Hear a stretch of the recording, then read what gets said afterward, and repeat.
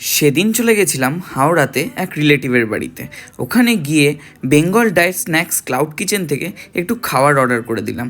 আমি অর্ডার করেছি জোম্যাটো থেকে, কিন্তু তোমরা যদি 2 কিলোমিটারের ভিতরে থাকো তাহলে তোমরা ডেলিভারি পেয়ে যাবে। আর অর্ডার করে নিয়েছিলাম পিৎজা, সাথে ছিল ড্রাই চিলি চিকেন, হ্যাঁ ম্যাগির একটা কম্বোও ছিল, সেটা নিয়ে আসছি।